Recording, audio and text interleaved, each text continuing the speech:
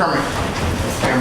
And on greater note, Rob Roper, thank you for coming. I don't know how many have read his columns, but I'm a fan. Nothing better than common sense logic being put out to the public. Now, how well it's read or received, well, you can guess. But Rob's here and he's going to talk to us about some salient points that are critical, I think, to the future of this state and our youth. You know, we know people can't afford to come here, can't afford to stay here. I'm a grandfather. I would wish my grandchildren lived closer, and I'm sure a lot of folks here have similar circumstances. So, Bob, if you could have the floor. Thank you very much. Thank you very much, everybody, for coming out on this absolutely gorgeous October day. I see some familiar faces. I know some of you know me, but some of you don't, so I'll just give a little bit of a background to where I'm coming from.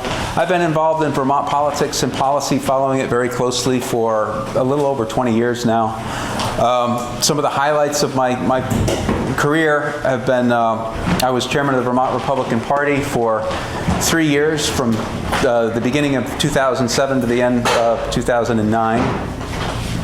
And from there, I moved on. I started, hosted a radio show on WDEV for a couple of years, and then I took over the Ethan Allen Institute presidency from John McClowery after he retired, and I did that for almost 10 years. And I guess it's almost 2 years ago now I stepped away from that role, and when I did, I had been following this energy policy from the Global Warming Solutions Act in 2020 and the beginnings of the Clean Heat Standard and all the different iterations of the carbon tax that had come around basically since 2013. DPERG came out with a straight out carbon tax policy that they were pushing. Later it was the Essex plan that was being pushed by some people at Seventh Generation, which was another carbon tax on fossil fuels, and then came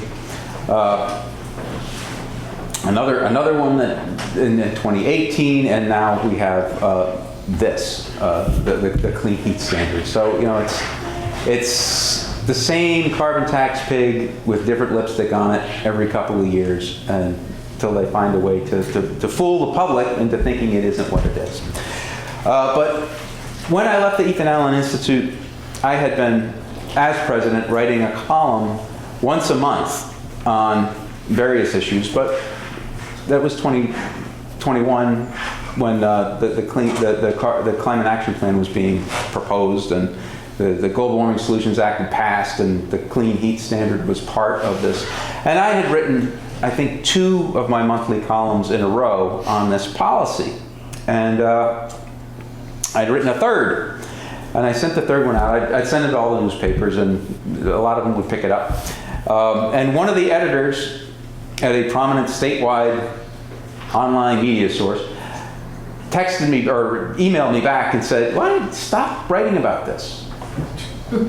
And it was like coming up on election season. That was election year, 2020. And coming in from the fall of 2021 into 2022, that was an election year.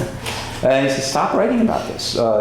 Switch it up. Write about something else. Write about school choice, right?" And I sent him a note back. I didn't think it was entirely hostile, although I do think that they didn't want anybody talking about this policy.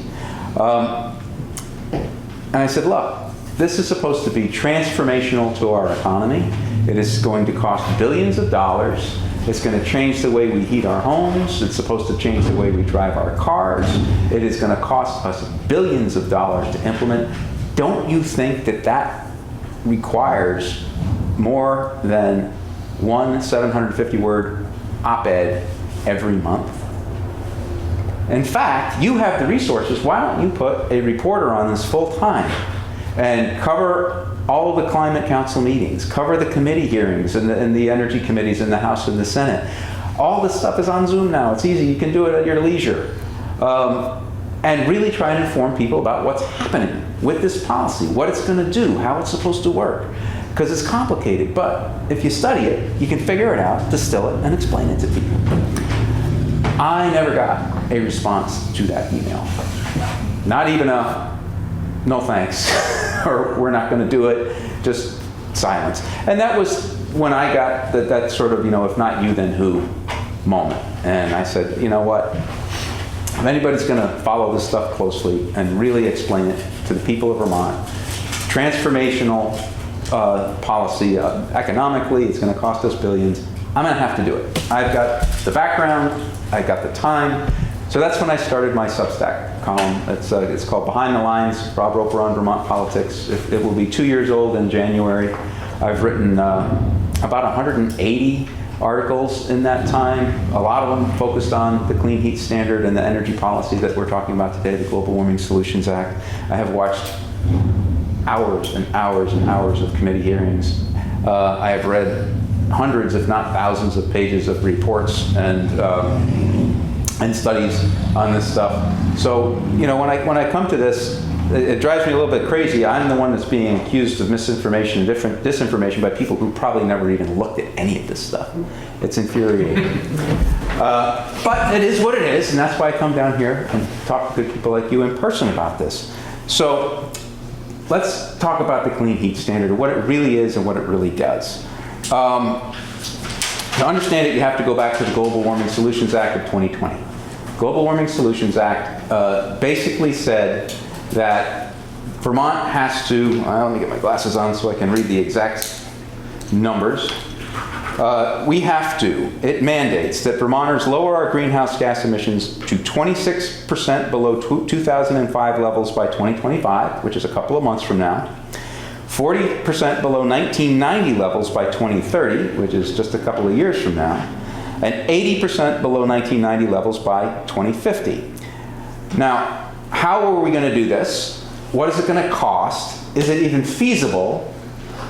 Are questions that the legislature did not have the answers to when they passed this bill. They just said, we're going to do it, we're committed to do it, and if we don't do it, there's a piece in that law that says we can be sued by anyone. It gives standing to literally any human being on the planet to sue the state if we do something that they didn't know how much it was going to cost the American people.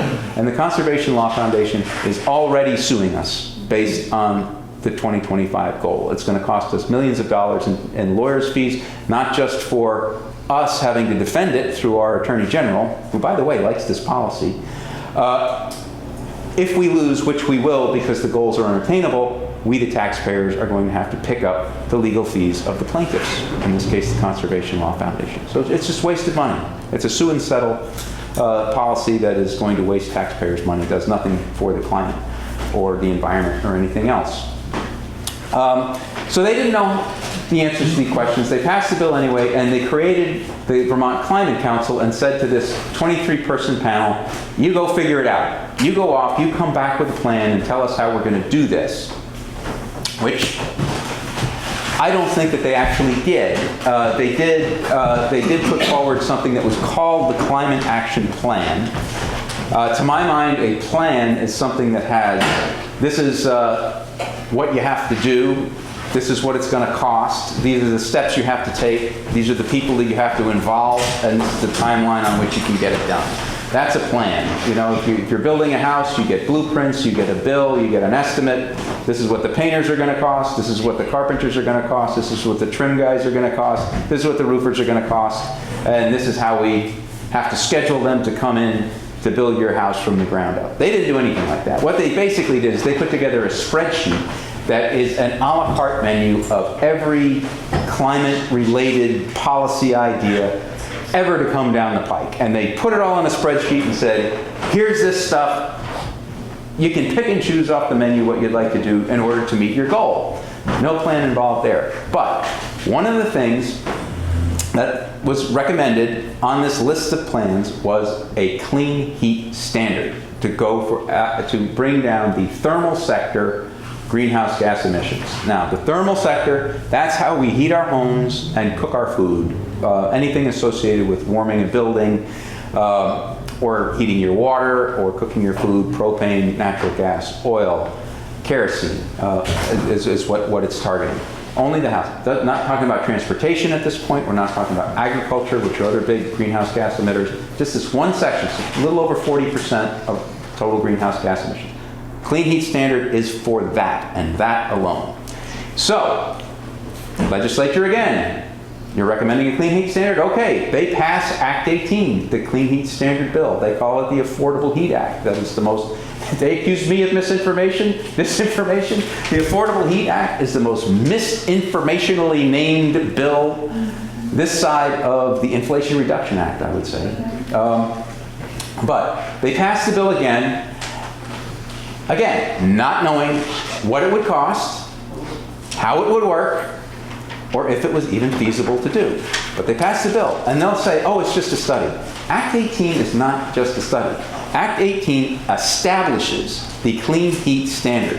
We are committed as a state to having this carbon credit system for the thermal sector of our economy.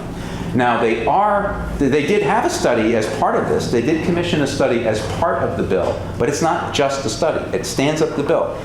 That study did come back and say, hey, it's going to cost $10 billion. And there is a section of the bill that says you have to go back in 2025 and the legislature will vote on the rules, only the rules that govern the clean heat standard. They're not voting on whether or not to have one. They're voting on whether or not what rules. Think of it as a car. We bought the car, sight unseen. Or we agreed to buy it. We agreed to pay for it, sight unseen.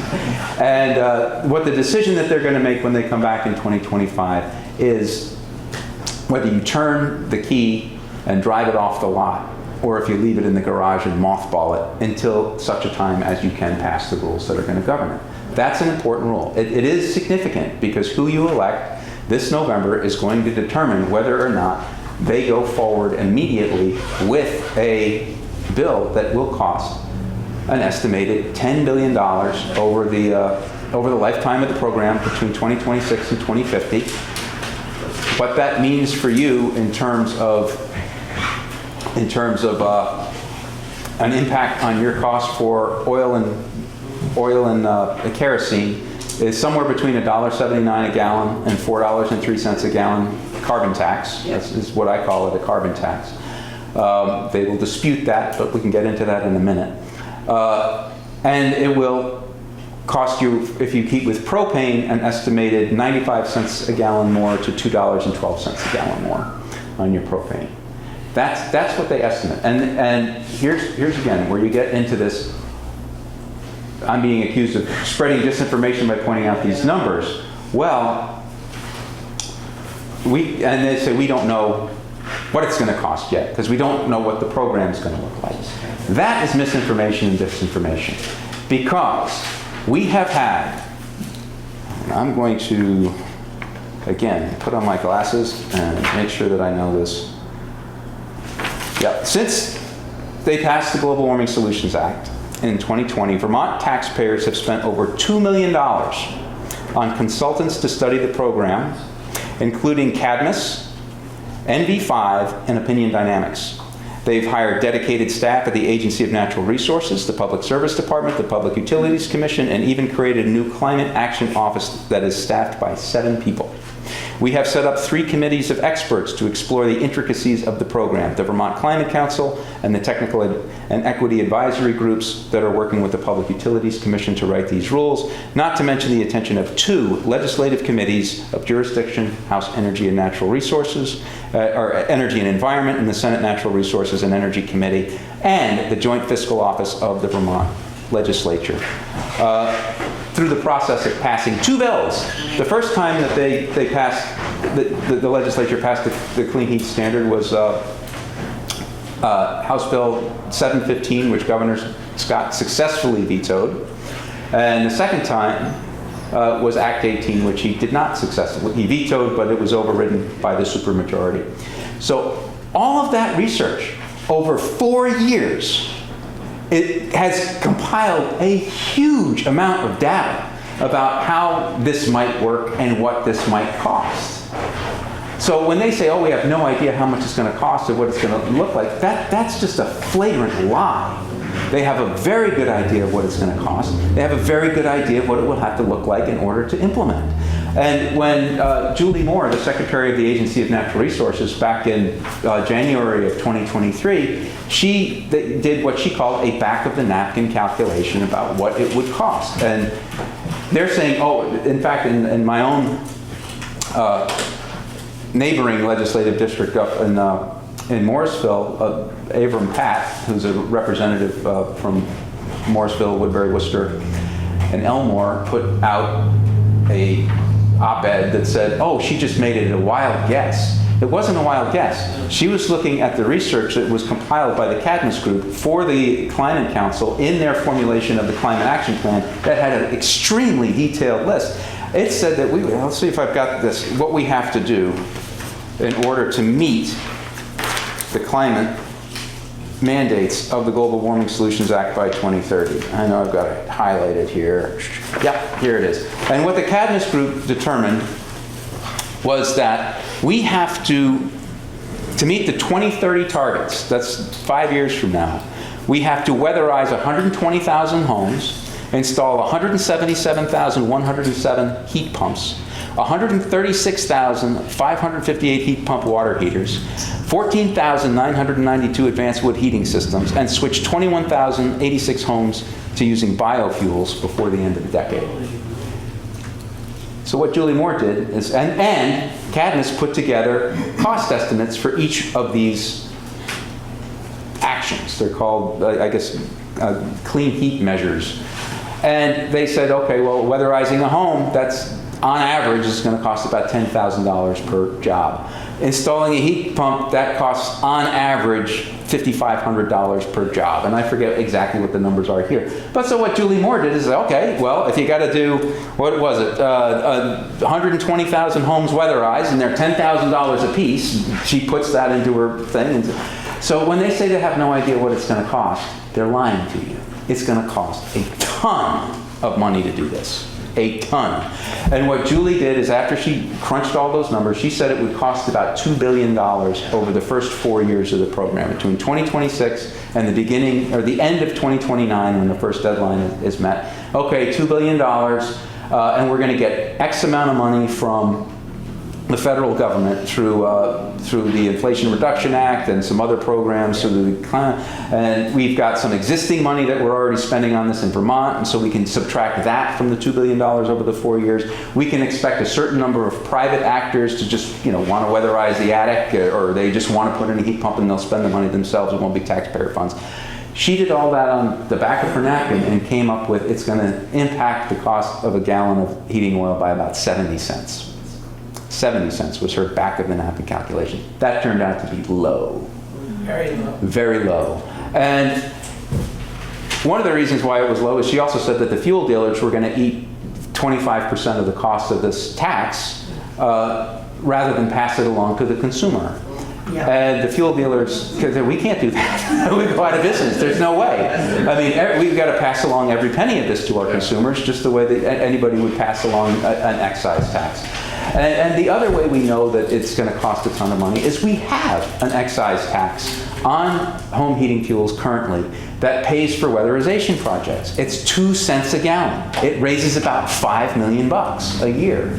Sometimes a little more, sometimes a little less, depending upon how many gallons we have. We burn about 200 million gallons of fossil fuels in the state as Vermonters to keep warm in winter.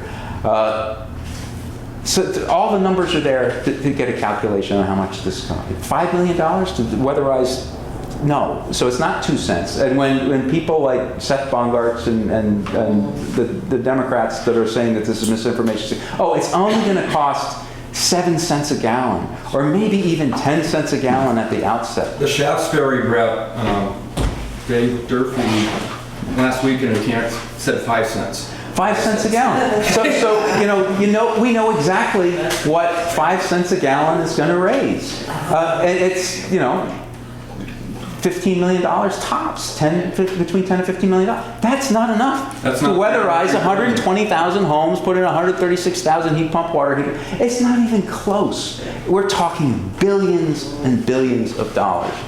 Now, this used to be a much longer segment of my talk on this, is about how this carbon credit exchange is supposed to work. I'm going to cut it down because I'll give you the 5,000 foot level, because the PUC has recently come out with, after they've studied this and said it won't work, it's too complicated, it's crazy, and you need to do something else. Which I said 3 years ago. In fact, I think it was the article that Digger told me stop writing about this. But it was what the way the credit system was supposed to work is that for each of those measures that I said, there are about like 500,000 clean heat measures that have to take place to do this. You would have to create, each one would create a carbon credit, would be the basis of a carbon credit. And what a carbon credit is based on is it's per ton of carbon that each one of those acts takes out of the atmosphere. So somebody, if you think about it, it's like a cryptocurrency. This is how I explain it to people. It's like mining Bitcoin. Yeah. So anybody, my wife and I actually did install a heat pump in our barn. She wanted one for her office. She's got an office over her barn. She wanted a heat pump in there. So we installed it. So theoretically, we could, in 2025, claim our early action heat credit, say, hey, we put this heat pump in, and somebody's going to have to come down and verify how many tons of carbon it's going to take out of the atmosphere over the 15-year lifespan of this thing, and assign us a credit ownership. And then somebody has to assign a value to that ownership, and then they have to create a financial exchange in the state of Vermont where we can place it like a bank. So a fuel dealer who is obligated to buy it from us in order to sell their product, we can sell it to that person, and they can buy it and trade it like a stock, it's like a little mini stock market. So obviously, I mean, you look at this. The potential for fraud for anybody just saying, yeah, I installed this, I did that, I did the other thing. They filed the paperwork. Somebody's got to do this. It's bureaucratically, it's got to be huge, or it's going to be filled with fraud, or both. Anybody looking at that for 2 seconds could have said, this is not going to work, folks. I mean, this is just ridiculous. But it took them 3 years, and what did I say, $2 million worth of studies to come to that exact same conclusion. And the Public Utilities Commission said, you charged us with figuring out how to do this. You didn't know how to do it. You said, go write the rules and make it work. Well, you know what? It can't work. This is never going to fly. So what are they recommending? A straightforward tax on heating fuels, which is what I've been saying this is all along. It is a Rube Goldberg carbon tax on home heating fuels. And so basically what the PUC just said we have to do is strip away all that complicated and expensive Rube Goldberg contraption that surrounds this tax, and just go with the core idea behind it, which is a tax on fossil fuels that you use to heat your home.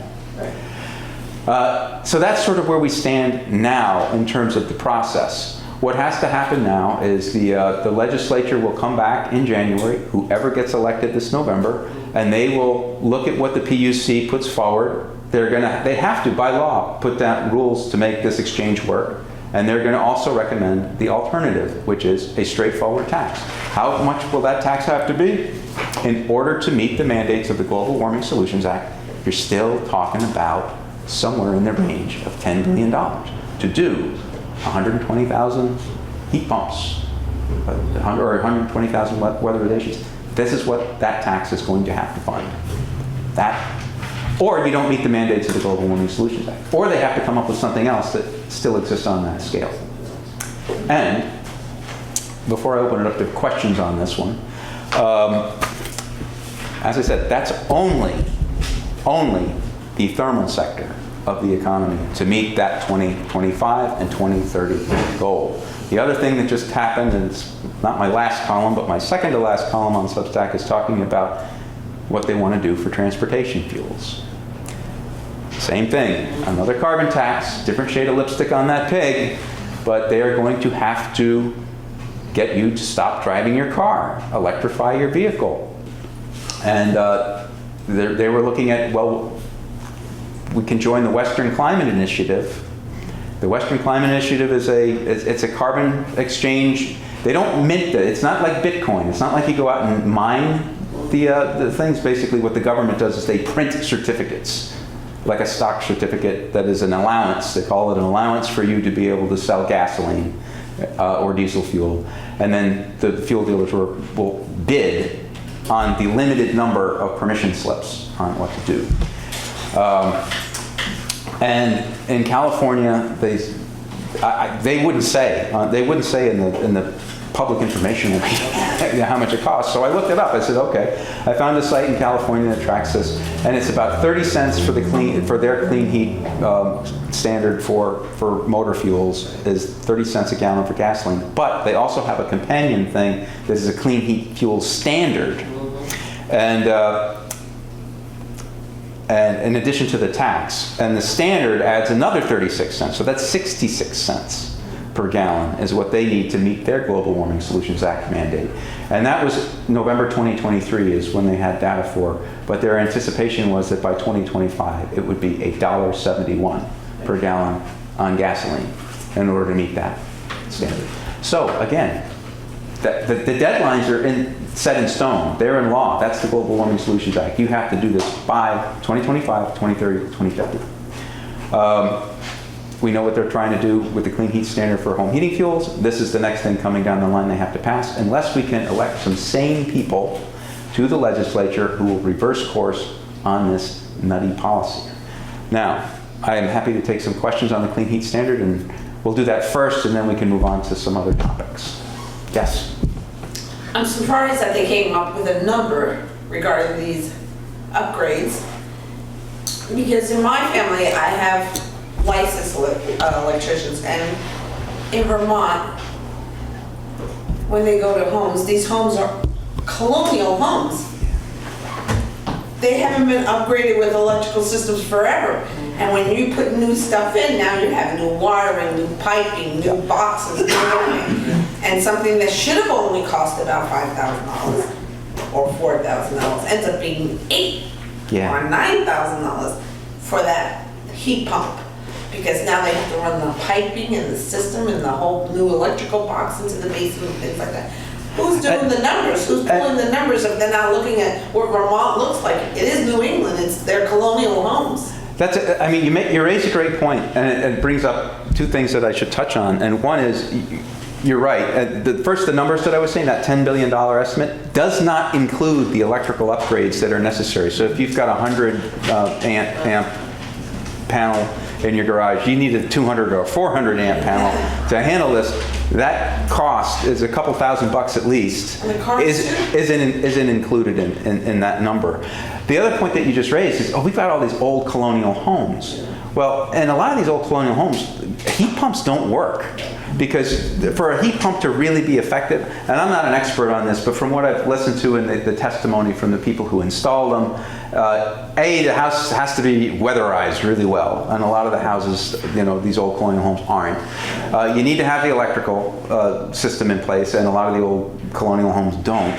And you need to have an open floor plan, which a lot of the old colonial homes are not built on, for it to really be an effective use. And high ceilings. And a lot of them have high ceilings, which is not great for the heat pumps either. So one of the things that drives me crazy is they'll say, we're doing this to help the poor people and the low-income people, come along. Well, no, you're not. And in fact, Laura Sibilia, who's one of the representative from, where's she from? Dover, is one of the primary advocates for this. She says, the low-income people are being left behind in this electrical transition that we're making to everything being electrical, and we can't leave them behind. Well, if you think about that, where does the money come to pay for all of the subsidies, that $10 billion? For raising that $10 billion, they're going to subsidize people's homes. Well, if she's correct that the wealthy people are already doing this, they're already putting the solar panels on their backyards or on their roofs, and they're already weatherizing their homes, and they're already putting in the panel, they're not paying this tax. The wealthy people are not paying this tax. So who's left with the kerosene bill and the heating oil bill and the propane bill? It's the low and moderate income people who are, particularly kerosene is what, if you live in a mobile home, you're probably heating with kerosene because you've got an above ground tank and you need the kerosene, which is unfortunately, sadly, it's the most expensive form of fossil fuel that you can heat with. But that's because it won't gum up in the cold. So those low-income people are the ones that are going to be paying the subsidies for people who are able to take advantage of the subsidies and move on to something. Think about this as well. Okay, they say, oh, but we're going to subsidize all these folks. Well, if you live in the mobile home, it doesn't work. The clean heat, the heat pump doesn't work because you'll have your pipes will freeze if you get rid of your fossil fuel heating system. It doesn't work. If you're in that apartment building that's like a whole bunch of different units, it doesn't work really well. It's very complicated. If you're in one of those old colonial homes, it doesn't really work well for you. But if you're in a newer construction home that is on an open floor plan that's well weatherized, they'll be right over. Who lives in those houses? Who lives in those kind of houses? And if you want the subsidy, all right, well, you got to apply for it. Somebody you say, well, I'm a low-income person and I live in this home. I would like the subsidy. Okay, well, fill out this form, give it to the folks at Efficiency Vermont, and they'll evaluate it and they'll get back to you. If you're wealthy and you live in a home, you get on the phone and you say, hey, I don't want to pay $4 a gallon more for my heating oil. That's like $7-8 a gallon. I don't want to pay that. I'll put it, fine. I cry uncle. I'll put in the heat pump. And I'll pay cash. Okay. That's who they're going to serve first. So, and that was one of the other things that the PUC came up with when they said it's not going to work for Vermont, is like the equity that you told us we have to build into this is not possible. And I don't think it's really possible in any of this. And in fact, the architect of the Clean Heat Standard, a guy by the name of Richard Cowart, who's on the Climate Council now, but has been pushing this since before that time. Actually, I have a video of this. I have a video of his testimony that is on my YouTube page, saying, it's very nice to say that we want to subsidize the low-income people, but we're not going to make our climate goals if we do that. They're not really compatible goals, because if the pain isn't there to switch, and we just subsidize people not to switch, then they're not going to switch, and we won't make our goals. That's basically what he was saying. And I gotta say, and Mark McDonald, who's a senator from Orange County, who's on that committee, I think it might have been an answer to this very testimony. He says, well, we don't do things here based on helping poor people. We do things based on saving the world. I mean, they have a God complex. These people are lunatics. They're absolutely lunatics. And they're driving this policy, and they have a supermajority in the State House right now, and let's hope they don't come January. Any other questions? Yes, Clark. I guess question/comment. All these great technological advances that are included in this bill require, in my mind, one simple thing: skilled tradesmen. Can anyone here say how easy it is to get a plumber, electrician, carpenter to come by your property? That's a question. So, Yep. No, that's a great point about the workforce, and that's another thing that should be brought up, because all this is theoretical. And as I said, they passed these bills not knowing if it was even possible. And one of the big hurdles, you're exactly right, is and the Energy Action Network, which is an organization that was basically put in place in order to advocate for this bill and the other bills in the Climate Action Plan like it, came to the conclusion, their numbers, not mine, that we have somewhere between 600 and 700 people who are licensed and skilled enough to put in the heat pumps and do the weatherization necessary for this. And in order to meet that goal, all those numbers that I said, we need about 7,000. So it's like, I did the numbers. I don't take those two numbers together, but I did it. I did the math when looking at the actual numbers, and we're at 14% capacity for the labor force that we need in order to pull this off and these things. And not only do they not exist, they're not going to move here because of very bills like this. There's no place for them to live. The taxes are so high. Another part of the Climate Action Plan for the transportation sector, along with that other taxes, they banned internal combustion engine vehicle sales as of 2035 in the state, with a decreasing number between now and then. So not only, hey plumber, hey electrician, we want you to move to Vermont, pay some of the highest property taxes in the world on a house that if you can even find one to buy or rent to move into, we're going to have you register your business in a way that you don't have to anyplace else and pay a fee in order to do that. And when you go to replace your truck, you have to buy an electric one that's going to cost you $150,000. Who's going to move here with that pitch? It's really self-defeating. There's another industry that's jumped on board on this, is the insurance industry. Most recently, now they're saying, oh, Vermont, you can't have a handyman anymore doing electrical. You can't have this one doing this. Now they're going to enforce that the person has to be licensed, a licensed electrician, a licensed plumber, a license, because the insurance industry is losing a lot of money. You know, when there's a house burns down or a plumbing mistake. Yeah, no, there's lots of different factors that weigh in on this. Bennington has about 4 licensed, maybe 3. Oh my gosh.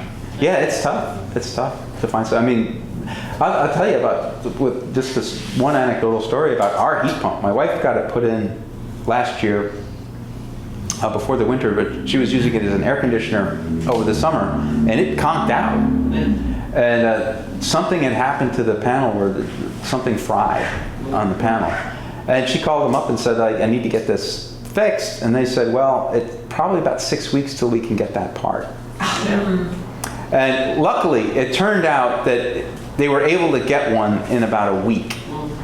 But Imagine winter. imagine winter. Imagine that's the situation that you're in the winter. I mean, and I had this with our furnace years and years ago.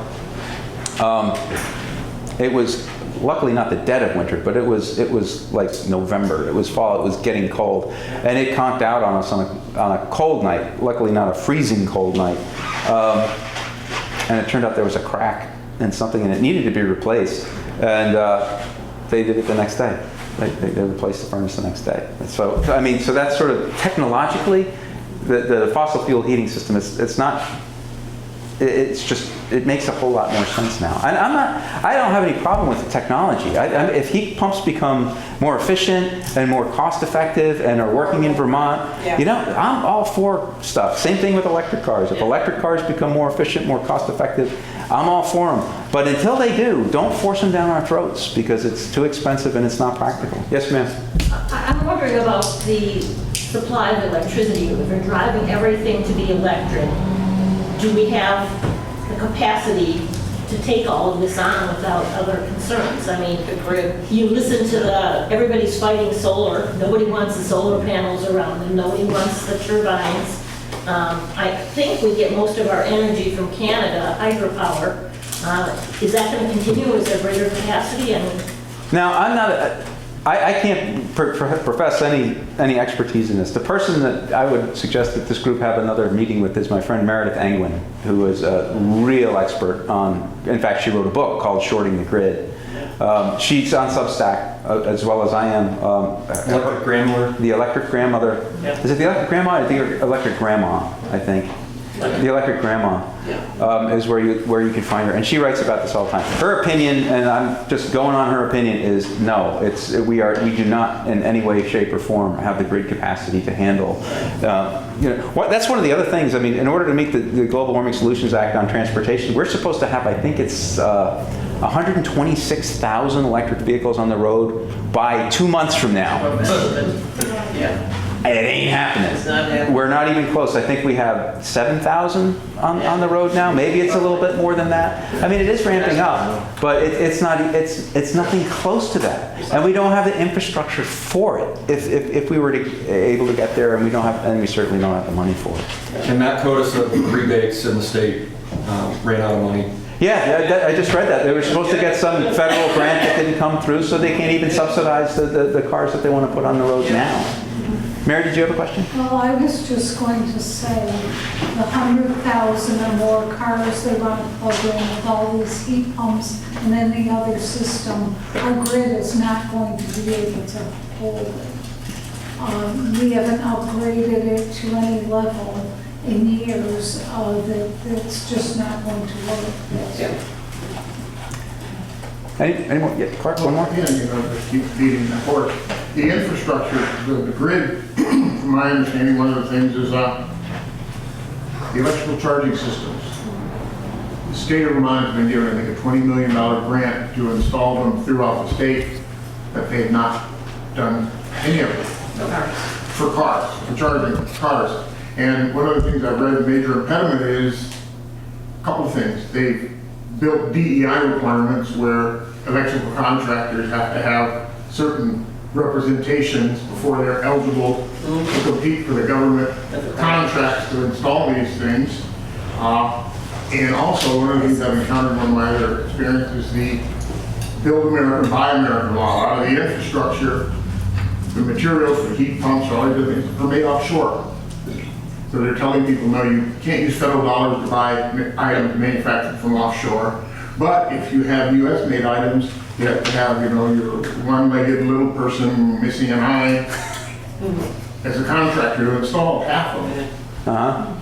I hadn't heard that the DEI component of that's interesting. I'll have to follow up on that. There's a discussion out in Idaho, I think one of the problems was they identified something like 5 or 6 contractors in the entire state who could meet the DEI requirement to install. That, you know, we talk about rural states, I guess Idaho is a lot more rural than Vermont. It's good. It's funny. My friend Bill Huff, who was sort of the brain behind the Get Real campaign that I know a number of our candidates are using, did a video on energy policy, explaining one of the letters in Get Real, I think it was energy policy, and he did it from a parking lot that was one of the charging stations. But there's no cars in it. I mean, there are no cars charging in the station yet. We want to put more of these things in. You know, when I go up to do my grocery shopping in South Burlington, sometimes, you know, they've got it, like at the Healthy Living there, they've got this huge bank of Tesla chargers, and maybe there's 1, maybe there's 2 cars using probably a dozen or more of these things. It just doesn't seem like there's the demand for them. The only time I've seen demand for them was kind of funny, well, interesting story about it anyway, which will be my last point on energy, I guess, is there, when the eclipse happened in April, we had the best seat in the house for this, and a lot of people wanted to share in that. So a lot of people from New Hampshire and Massachusetts came to St. Johnsbury to witness it, and that's great for tourism dollars. But a lot of them came in their electric vehicles. And the Boston Globe, I think it was the Globe, did a story on it, and was chronicling the adventures that these poor people had trying to get home, because they showed up at the St. Johnsbury charging station that had 8 chargers in it, and there were 64 cars waiting to charge, and it takes them like a half an hour at least to charge. They were there for like 4 or 5 hours waiting to get their car charged, to leave to get back to you know, wherever they were in the Boston area. And I said, okay, you know, these are people that just experienced something, a natural phenomenon that's miraculous and wonderful, and I think we were all pretty hyped up to be able to see that. So you've got people who are in a pretty good mood when that takes place. And I'm sure there was some kumbaya, and I'm sure there was some laughter, and they got through it. But what if it wasn't an eclipse? And what if it was a Canadian wildfire that was making its way down across the Vermont border, and everybody had to evacuate? And you show up at the charging station with a, you know, 0 on your thing, and there's a 4.5 hour wait to escape the fire. Or a flood, you know, I mean, you know, St. Johnsbury, Lyndonville just had a horrific flood this past summer. What if you get the word, hey, we got a huge rainstorm coming, everybody got to get out now? Which is another point that I'll make about this whole electrify everything. And not just electrify everything, but electrify everything and use renewable energy as the source for the electricity. If you really believe that we're going to get catastrophic weather patterns in the future, why would you ever want to base your electric power supply on things that are dependent upon weather? Wind, rain, cloud cover, sun. It makes absolutely no sense whatsoever. In fact, I think it's negligent, criminally negligent to do so. You want to have a power source that's not dependent upon any of those things, so like nuclear and fossil fuels. All right, we've used most of the time up. Oh, do you have a question? Do you know what other states are doing? Not this. Why does Vermont have to take the lead? We're the cleanest in terms, second only to some other state Yeah. in atmospheric emissions. They want to be first. They want to be like, they want to be first. Exactly. Yeah, no, I do think it's a religion. The question is why are we doing this and are other states doing anything similar? And yet, I mean, yes, there are other states, California, Washington State, are looking at certain things, and yeah, even Texas has a lot of wind and a lot of solar, and they had a huge power failure. Not this last summer, but the summer before that was catastrophic. And for a lot of policymakers, I think that I do think that there's a religious, quasi-religious component to this, that this is what we do, this is how we express our faith, and this is, the penance that we have to pay. And they just do it. I think it was summed up by that Mark McDonald quote, is like, we don't do things based on helping poor people, we do things to save the world. That's what they think they're doing. They think they're saving the world. And if the people in the world have to be sacrificed in order to achieve that goal, then so be it. So be it. And it's not an attitude that I really want to have in an elected leader with my fate in their hands. But we do emit the least. Yeah, we do. One of the two states. Yeah, I think we have the smallest The carbon state footprint. should be on a big national credit system. We should have a big credit instead of all this other credit. Vermont should have a credit. We should follow other states. We have very little industry in this state. It costs this situation to be fairly clean. Yeah, no, we are a clean state. There's no doubt about it. It's almost as if we're being penalized for being the cleanest. Yeah, well, I mean, we have a lot of problems in Vermont, and to my mind, our carbon footprint isn't one of them. So it's like if you look at your report card and you look at rising crime and the drug crisis that's fueling it, you look at our education system where we have crumbling infrastructure with our schools, our test scores are going down, the kids are not learning. We've got mental health crisis in our school system as well. You look at the housing shortage and the cost of housing in the state. We're getting D's and F's in all these subjects. And the one thing we get an A in is our carbon footprint and our commitment to protecting our natural resources. And it's like we want to shift all our remaining capacity into getting that A up to an A+, instead of using our limited resources to solve some or all of these other problems. It doesn't make any sense to me. Yes, sir. One, we have one of the highest electrical costs, utility costs, and if all this upgrade to the system is going to be required, our electrical cost per kilowatt hours is going to skyrocket. Yeah, no, the cost of electricity is going up. It's like 18 cents, and it's like other states are like 10, 11, 12. Yeah. And that's another piece of energy legislation that's worth bringing up, and they passed it over the governor's veto again in this last legislative session. It's the renewable energy standard.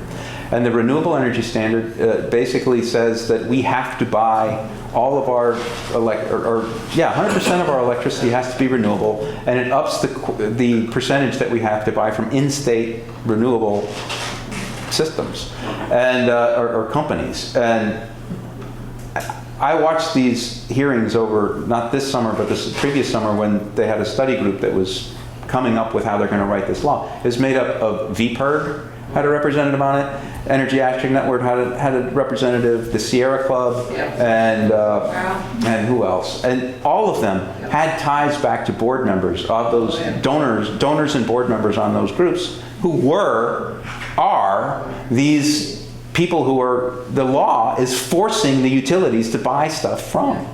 And the utility people actually came forward. A couple of the utility leaders came out and said, "You're forcing us to work with certain people the way you're passing this law." And Laura Sibilia and Chris Bray, the legislators on there, didn't bat an eye. Didn't ask, who are we forcing you to work with? Because they know darn well who they're forcing them to work with. And the utilities were saying, by forcing us to buy the in-state renewable energy stuff, instead of just letting us go out and buy it on an open marketplace, it's going to take us longer to meet our greenhouse gas reduction goals, and it's going to be more expensive for our consumers.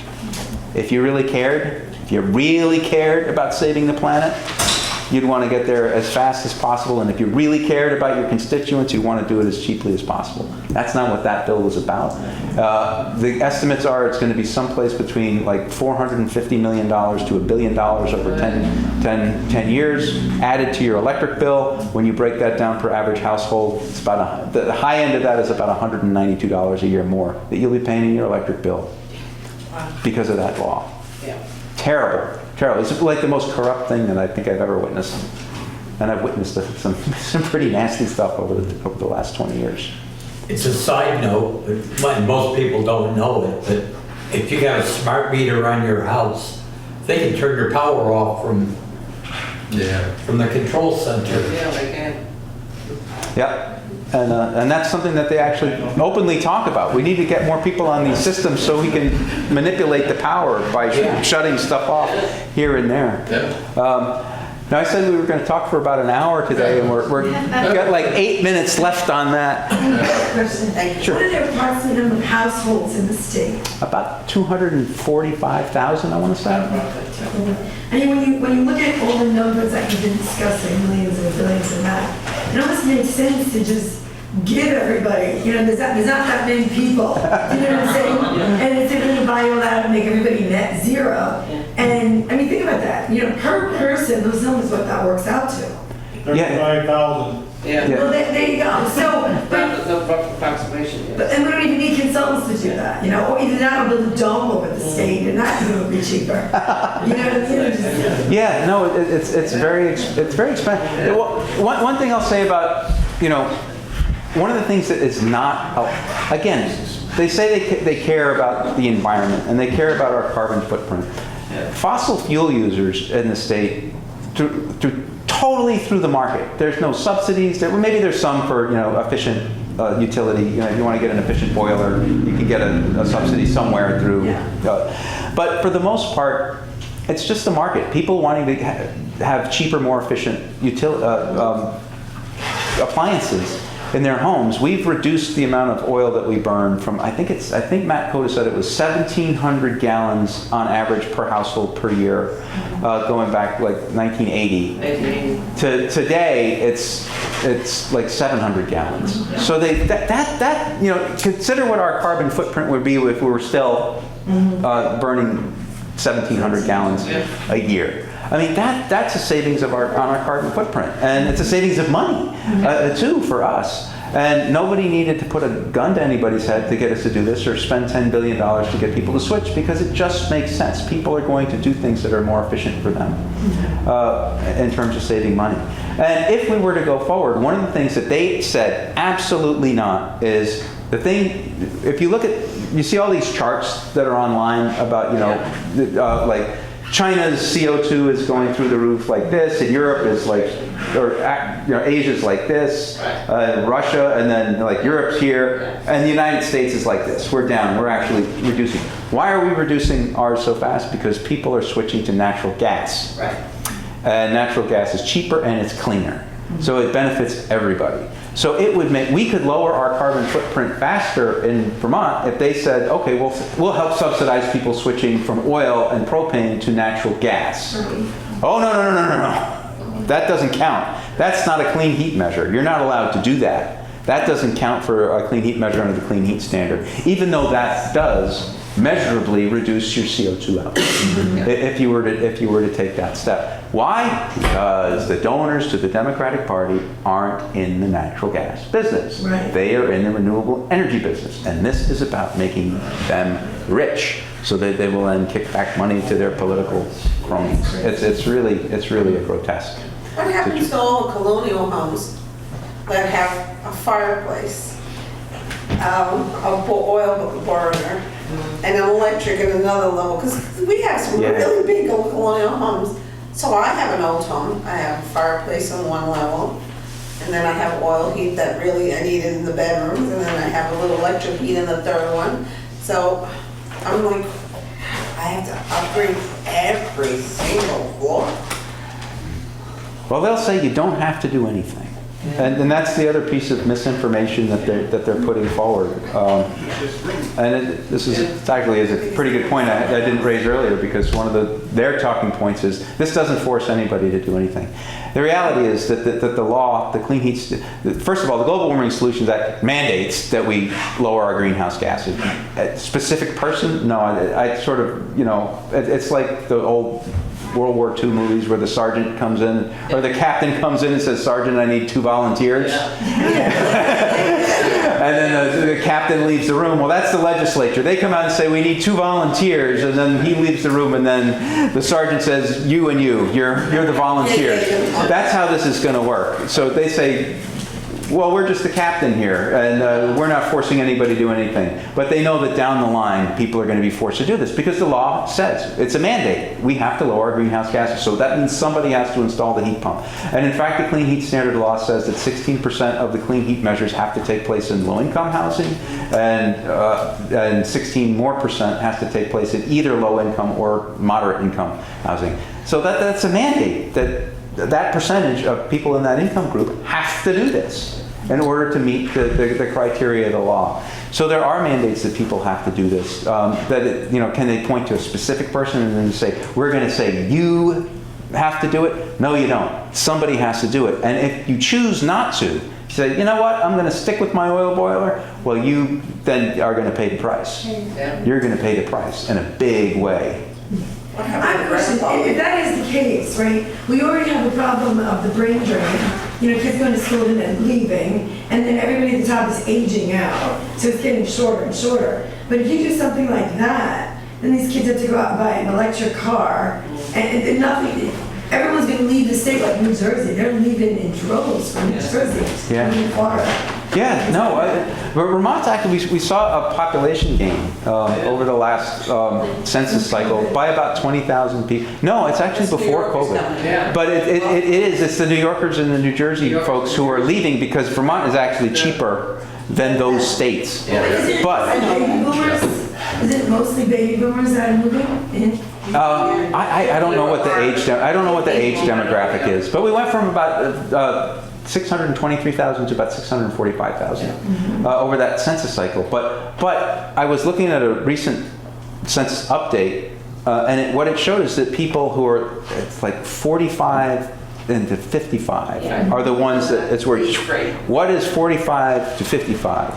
That is your primary earning age. That's when you're making the most money. And when people are earning money, they don't want to be paying these taxes. They're out of here. And the other young one is the school kids, because we have no young people in the state anymore. I was going to spend some time talking a little bit about property tax, but it kind of run out.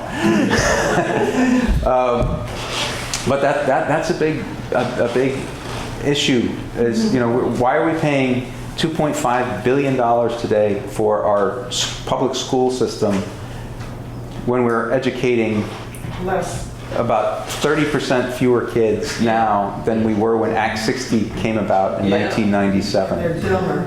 And I think we were spending about $750 million in 1997 dollars, and now we're spending $2.5 billion in 2024 dollars. I don't know what the inflation calculation is on that, but for fewer kids with poor results. But they graduate high school with a Harvard degree.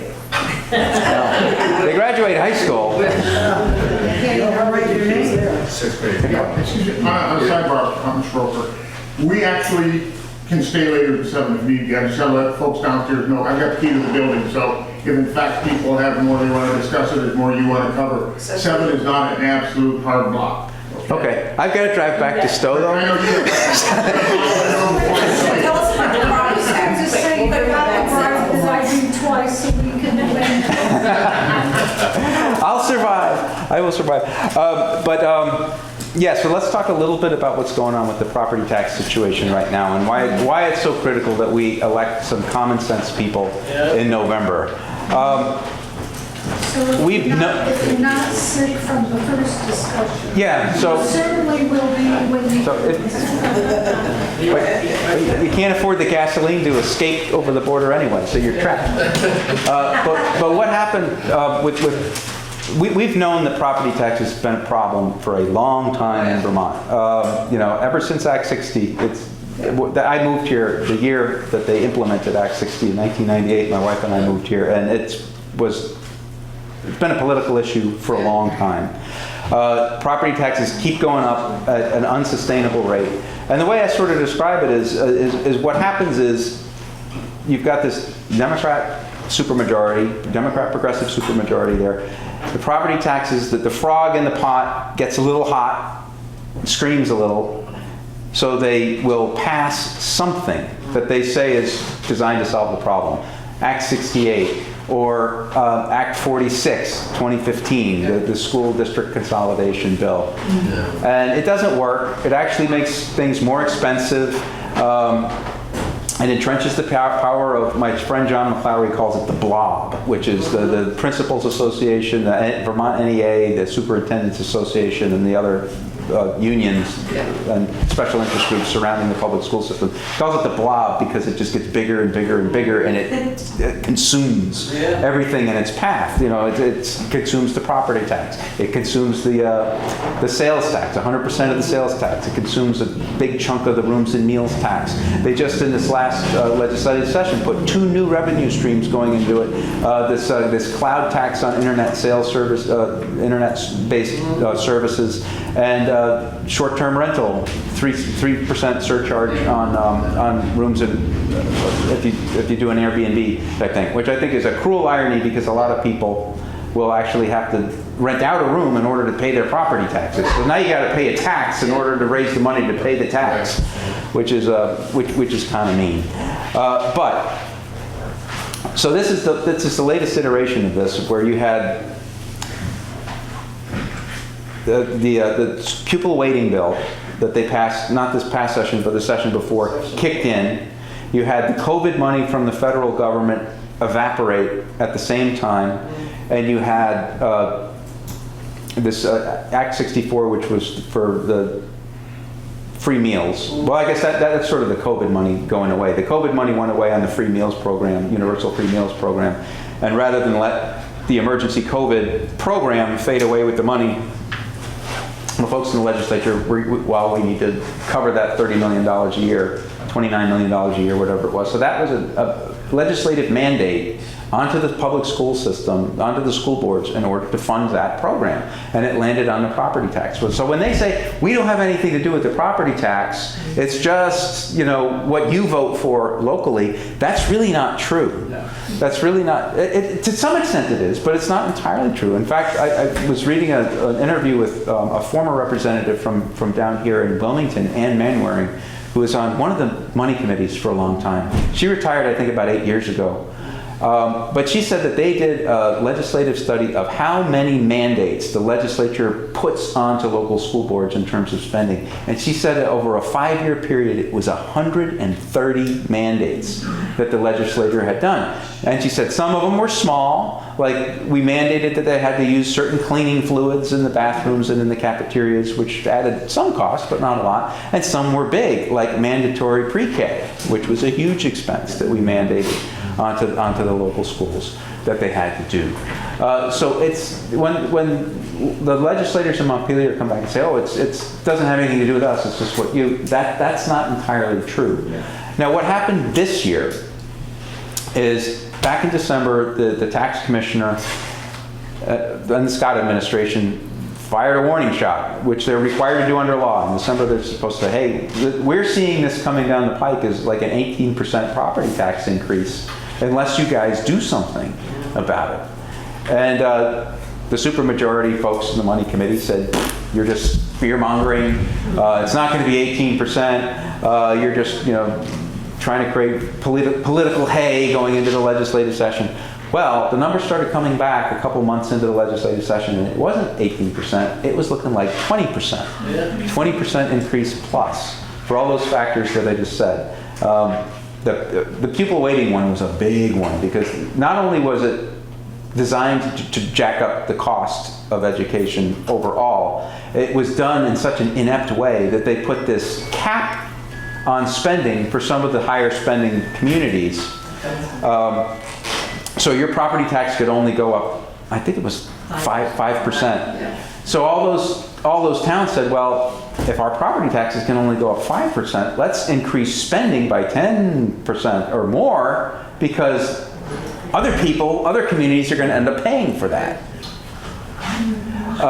So we can offload that cost onto somebody else.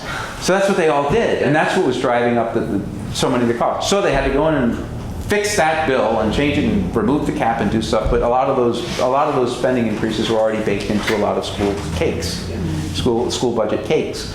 So it didn't entirely fix that problem. So we're looking at 20% property tax increase. So then they get to work. And Scott Beck, who has been on the Ways and Means Committee, he's on the Ways and Means Committee. He's a representative from St. Johnsbury. He's currently running for Senate. I think he's going to win that race too, so fingers crossed and good luck to Scott. But Scott has been working on education finance for a long time. He's a Republican. So when they start to listen to him, you know that there's a serious problem going on. So Scott came in with a plan, and he had a plan that would actually start cutting back, a long-term plan to start cutting spending that is attributed to the education fund, moving some of these social services that we now pay for with the property tax out of the education fund to lower property tax rates. And he got about 24 hours of, okay, let's look at this and see if it will actually work. And after 24 hours, the BLOB, the Principals Association, the Vermont NEA, the Superintendent's Association, they came, I call it, what's the three-headed dog that guards Hades and Greek Mythology? That's what it is. John calls it the Blob, and I guess the Blob is better. But they swooped in like the Valkyries, man. And I've got video of Jeff Francis of the Principals Association. Principals or Superintendent? I forget which one he's head of now. But he was pounding his fist on that. You are not going to just cut spending and let the chips fall where they may. And that was it. Yeah. The special interest had spoken, and what they did was they created, instead, the two new tax streams that I mentioned before. They had a little bit of extra surplus money come into the general fund that they put into it, and they were able to what they call buying down. They bought down the property tax from 20% down to where it rested just about 14%. Statewide average increase. Some communities had more, some communities had less.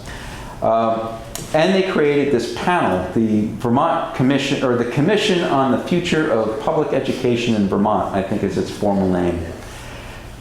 And that was originally going to be, how are we going to solve the property tax system, or situation that we have? It's a crisis. Well, the BLOB, Principals Association, Vermont NEA, so we did, no, we're not going to talk about property taxes per se. Let's talk about, let's look at the whole system. And we're going to create a vision for what we want education to look like in Vermont. That's affordable. Something that we can afford, but is still going to provide equity and good education to all of our children. Well, who's going to disagree with that? So they created this panel of, I think, was it 13 people, I think?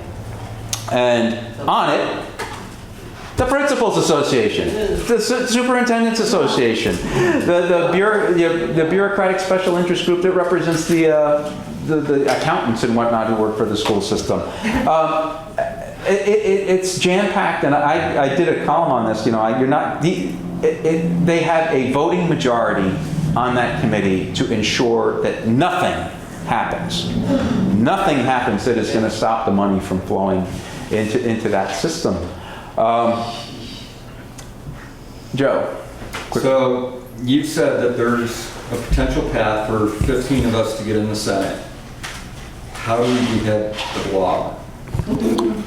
Well, I think first thing, let me just finish what's going on with this first. So they put this commission together. It first met in July.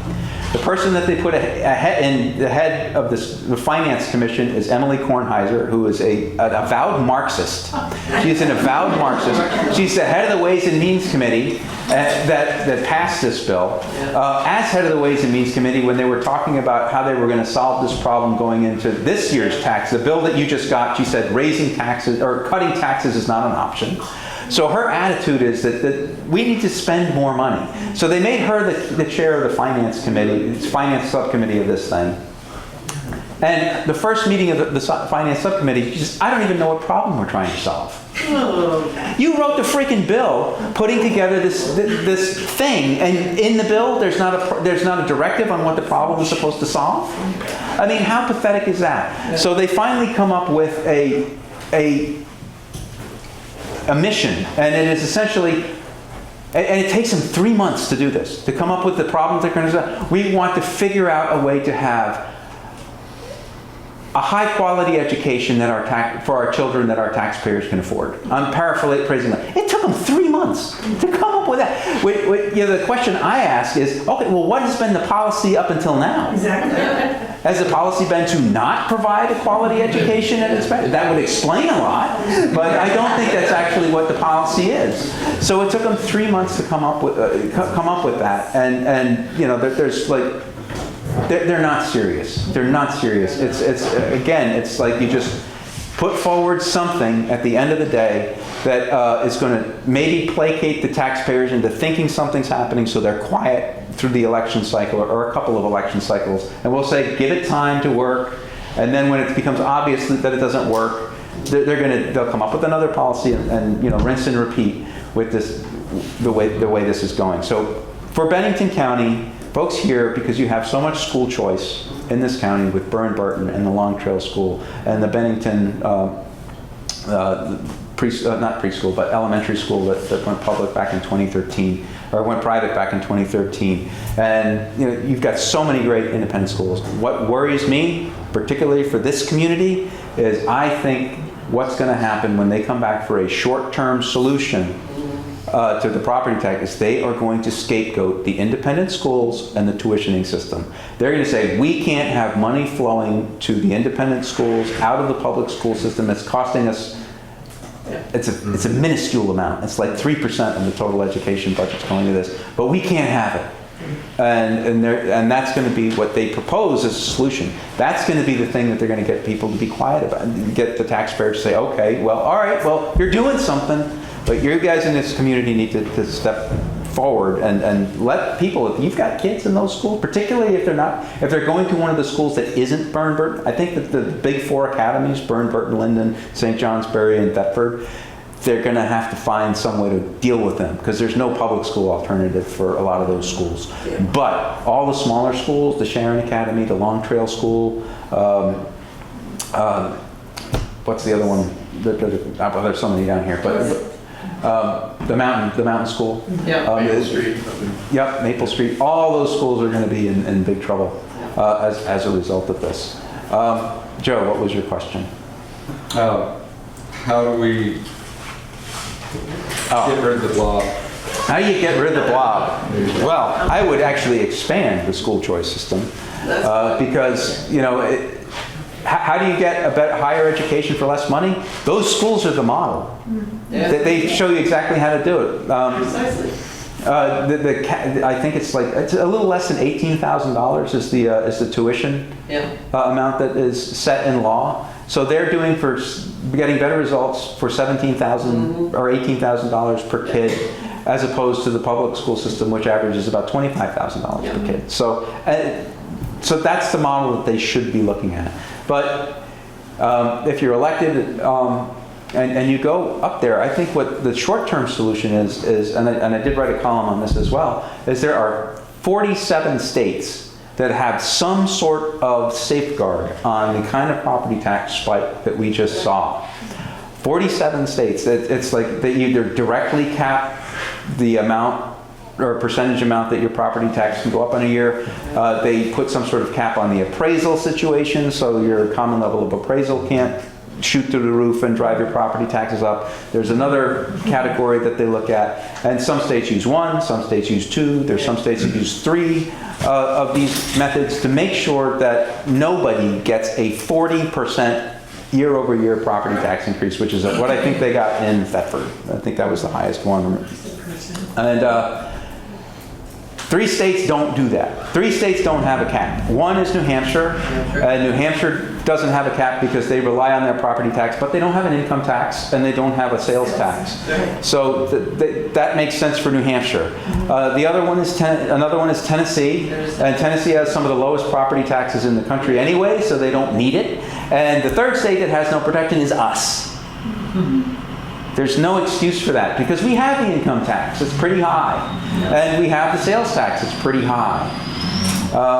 And we have a whole lot of other taxes that are all pretty high. So, we really do, I think in the short term, I would say we need to put a cap on for the next year and say that this can't happen to anybody ever again. And if there's a delta between, because, all the money from the sales tax goes in there, all the money from or a big chunk of the money from the rooms and meals tax goes into these two new taxes I said, and if we cap the property tax and there's a delta, then I think that it should come out of the general fund until we come up with a long-term solution. And that'll force the legislators to be serious. They can raise taxes further. They can raise general fund taxes in order to cover the delta, or they can cut spending. And I hope we elect people that are willing to cut spending. Right. I agree. One of the problems in my mind I see is basically ignorance on the part of the electorate, maybe even coupled with a little apathy. I think, and to Joe's question, folks up there on Montpelier need to communicate to the electorate what they're getting for their money or what they're not getting for their money. The litany of the various taxes, fees, or whatever that are out there. The average person, no matter what their political ilk is, when you grab your wallet, you have their attention and you have their understanding. I don't think our people of Vermont really are educated or enlightened on just how much they're being burdened with. Yeah, no, I think that public education is a big problem, and that's why I started my Substack, to educate people about what's doing. And I write about it, and as I said, I got a lot of video. I pulled the video out of the committee hearings that are on Zoom. You can watch all these things yourself if you want to. But we've also seen a lot of local media has been sort of eroded. And we used to have well, what's there is co-opted. But I mean, it used to be that the Burlington Free Press had two State House reporters, Nancy Remsen and Terry Hallenbeck, and they were good. I mean, yeah, they had bias, but they covered stories that needed to be covered. And you had the Times-Argus and Rutland Herald had the Vermont Press Bureau, which was 3 reporters that covered the State House. They don't have them anymore. They're not there. And local news just, VPR, or Vermont Public, whatever you call them, I mean, they're totally in the tank. The stuff, I mean, in fact, I thought I had a pretty good rapport with one of the reporters at VPR, and when that renewable energy standard was going through, and I can't just be writing about this. Somebody else has to take on this corruption because this is just awful. I sent a note to this reporter and said, hey, you should cover this. And because it's a story. And he did do a story on the renewable energy standard, and it could have been written by VPERC. I mean, it was, this is wonderful. We're going to save the planet with, by jacking up everybody's electric bills. So I've kind of given up. But there is, we need to expand the readership of, my Substack, I would hope, but also the Vermont Daily Chronicle. My friend Dave Sulia has restarted his online publication, FYIVT, which is doing some good news stuff. And there's some other people who are sort of doing this kind of guerrilla journalism as well. And, my hope is that as we move forward, we can maybe coordinate more together to create, like a one-stop shop where you can find a lot of this news. And as I said, try to make it interesting, and I try to make it entertaining. I mean, I don't write in a very, newspapery style. For those of you who read my stuff, I try to employ, humor and whatnot, and so people will read it, and so people will find this stuff as fascinating as I do. And nobody's that weird, but I try. Thank you. All right. Well, thank you very much for coming out. Thank you. Thank you. This has been a lot of fun.